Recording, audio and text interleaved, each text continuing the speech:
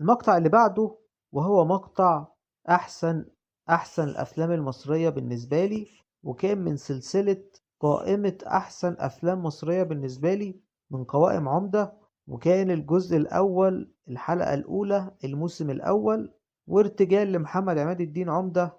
أنا مين؟ أنا محمد عماد الدين، والناس بتقول لي عمدة، أو أنا محمد عماد الدين عمدة، وجاب 452 مشاهدة. والمقطع اللي بعده برضو نفس الكلام، قائمة أحسن أفلام مصرية بالنسبة لي من سلسلة قوائم عمدة، الموسم الأول الحلقة الأولى الجزء التالي. وكالعادة ده ارتجال على قد الحال، ودي حلقة على السريع عشان الباقة بتضيع بدون أي هدف أو معنى، بس شوية إحصائيات للقناة.